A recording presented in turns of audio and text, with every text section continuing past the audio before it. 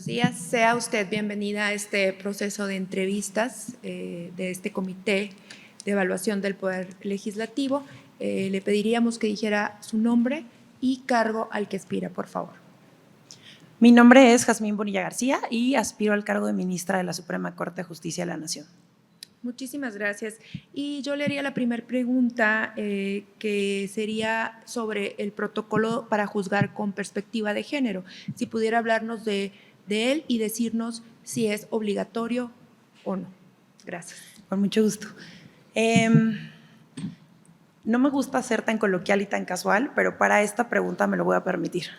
Agradezco la existencia de un protocolo para juzgar con perspectiva de género. Agradezco la implementación de la obligación para las personas juzgadoras de juzgar con perspectiva de género.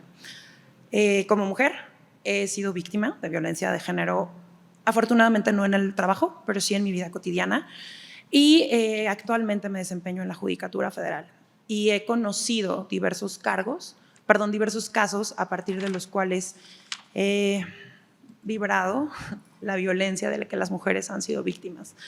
Los protocolos que se elaboraron por parte de la Suprema Corte de Justicia de la Nación, que incluso han ido evolucionando, surgieron primero como una herramienta para facilitar a las personas juzgadoras el acceso a esta obligación de juzgar con perspectiva de género vigente desde que se reformó la Constitución en las reformas de 6 y 10 de junio del 2011, al artículo primero constitucional y a los artículos 103 y 7 que adaptaron el juicio de amparo para facilitar el acceso a la justicia en términos del artículo 1. Y esta obligación de voltear a ver los tratados de derechos humanos. Entonces, en una primera etapa surgen como una especie de manual para facilitar, porque había reticencia al interior del Poder Judicial de cumplir esta obligación, que lamentablemente a veces continúa.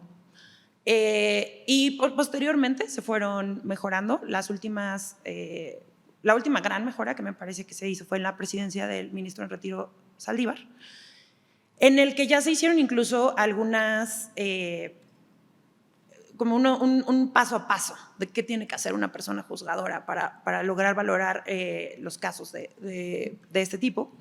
Y si bien el protocolo per se no es obligatorio, lo que sí es obligatorio es la jurisprudencia que ha surgido con base en el protocolo y con base en los tratados internacionales. Entonces sí existe un deber de juzgar con perspectiva de género, de respetar estos 6 pasos que la Suprema Corte ha definido en jurisprudencia, y esto sí es un deber y sí es obligatorio, y no solo para las personas juzgadoras, sino para todas las autoridades del Estado mexicano, de procuración de justicia, de impartición de justicia y en sedes administrativas.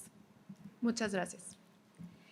Licenciada Bonilla, bueno, ahora a mí me corresponde hacer una pregunta, y la cual consiste: ¿cómo se regula en la esfera administrativa el procedimiento de declaración de ausencia y qué precedentes hay sobre esta figura jurídica en la Suprema Corte de Justicia de la Nación, toda vez que con motivo de la inseguridad se está generando ausencias y desapariciones forzadas? Voy a ser muy honesta, no estoy completamente actualizada sobre esa institución jurídica, entonces voy a responder con base en mi experiencia y en lo que conozco sobre el tema. Quizás no debería dar esta justificación, pero mi experiencia profesional, tanto en la Corte como en la Judicatura, ha sido más en el área del derecho administrativo, y los grandes precedentes de este tema han surgido sobre todo en la materia civil y en la primera sala, en la que no es justificación, pero prefiero ser honesta con ustedes. Me decantaré por el tema de la desaparición forzada. Me parece que este tópico en particular, es de alta relevancia dadas las circunstancias de inseguridad que prevalecen en el país. Yo acudiría, en caso de tener un caso como este, en caso de tener que resolver el asunto, acudiría en primer lugar a los casos vinculantes de la Corte Interamericana, que me parece que han dejado criterios suficientes para que, tomando como base no solo la Constitución política, sino los tratados internacionales, ver cómo debe operar esta manera de juzgar. Aplicaría no solo el tema de las sentencias. Me parece que en estos casos, o al menos los que yo he visto o he sabido que llegan a la Suprema Corte, actualmente estoy comisionada en la Suprema Corte, Involucran además cuestiones que obligarían, o me obligarían, me sentiría yo vinculada a aplicar también protocolos de juzgar con perspectiva de género, protocolos para justicias en caso de personas migrantes, que también han existido casos de desaparición en estos supuestos. Aplicaría también el protocolo para juzgar con personas con discapacidad, porque también han ocurrido, así como con perspectiva de adultos mayores. Me parece que las sentencias quizás está como muy conocida, pero me parece que es una buena sentencia. La sentencia de caso Radilla es sumamente importante para juzgar este tipo de casos. Esta otra sentencia que voy a mencionar quizás no es tan fuerte, por así decirlo, para el caso de personas de desaparición forzada, pero para mí es altamente relevante por la manera en la que se juzgó, que es el campo algodonero. En esta sentencia de campo algodonero, que bueno, conocemos el contexto, que se refiere a los feminicidios en Juárez, la manera en la que juzgó, a la que la Corte Interamericana hizo el análisis jurisdiccional, a mí me gustó porque me parece que es de las pocas sentencias que es distinta al resto de las sentencias. ¿Por qué? Porque lo analiza a partir del contexto. En razón de que no hay cuerpos para identificar, no se sabe quiénes fueron, no se sabe, no hubo suficientes cuerpos para saber quién era la víctima del feminicidio, no había suficientes pruebas para determinar el grado de lesiones, el grado de violencia. La Corte se decantó por analizar desde el contexto y entonces había recomendaciones de la ONU, había recomendaciones de CNDH, había recomendaciones de la Comisión Estatal, había recomendaciones vinculantes en el aspecto de alumbrado público, poner transportación de las maquiladoras a las ciudades para facilitar el traslado de las mujeres, un grupo de edad sumamente identificado.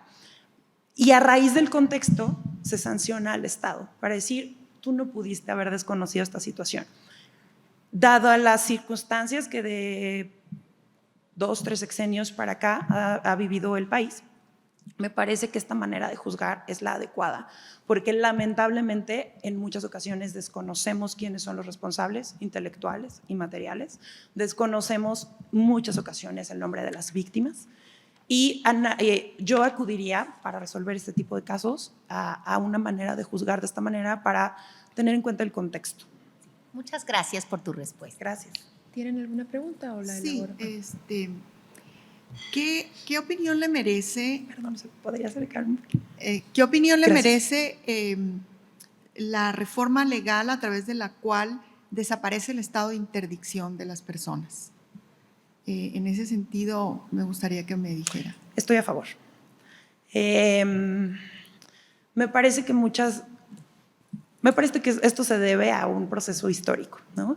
Incluso gramaticalmente hablando, mucho se ha dicho de si las personas con discapacidad, como actualmente es lo correcto, la manera correcta de referirnos, privilegiando su calidad de persona, sino su discapacidad. Me parece que históricamente y gramaticalmente hemos dado hasta de tumbos y perdón por las maneras en las que me voy a referir, son discapacitados, son minusválidos, entonces esta transición, primero gramatical y estructuralmente hablando en la sociedad, sigue costando trabajo entender que son personas que tienen conciencia, que tienen pleno ejercicio del disfrute de sus derechos y que debemos alejarnos de esta visión paternalista de que necesitan de nuestro cuidado. Perdón por las expresiones que voy a usar, pues son las más coloquiales, pero el pobrecita, pobrecito, es que no entiende, es que no sabe, es que es una persona a la que tiene derecho a que le preguntes cuál es su voluntad. Entonces, el estado de interdicción en materia internacional ya desde hace mucho tiempo se había declarado inconvencional y me parece que el Estado mexicano pues nos habíamos tardado en llegar a este punto. Me parece que incluso jurisprudencialmente nos tardamos, siguen existiendo algunas reticencias para entender, por ejemplo, el artículo 8 de la Ley de Amparo, la institución jurídica del acompañamiento a los menores y el acompañamiento a las personas con discapacidad, entendiendo que no estamos supliendo su voluntad, sino que les estamos acompañando. Entonces, me parece que bueno, es una reforma convencional, por supuesto, en cumplimiento a las obligaciones para legislar en derechos humanos y con la cual estoy completamente de acuerdo y me parece que habrá que abundar jurisprudencialmente para que las personas juzgadoras en casos de este tipo, tanto locales como federales, tengan las herramientas adecuadas para juzgar en este tipo de casos. Muchas gracias. Sí, le quedan 2 minutos para concluir. Cualquier comentario que usted quiera hacernos. Pues antemano agradecerles agradecer que exista 4 mujeres en el comité, espero que no esté de más mi comentario. Agradecer su tiempo, agradecer la oportunidad de escucharme. Tuvieron la oportunidad de ver mi currículum. Perdón. Es un momento muy importante para la vida de México y para la vida de todos. Es muy importante la participación de todas y todos. Agradezco la oportunidad. Espero de verdad que este proceso me lleve a, por lo menos como aspirante. Agradezco la oportunidad que me escuchen y pues lo dije en mi exposición de motivos. Creo en un país que puede ser más justo y creo que las personas juzgadoras debemos no olvidar ese anhelo del pequeño estudiante de Derecho de buscar un México más justo. Muchas gracias. No, al contrario, muchísimas gracias a ti por todos esos comentarios y te pedimos que estés atenta a cualquier notificación que te haremos vía correo. Muchísimas gracias por tu participación. Muchas gracias. Gracias.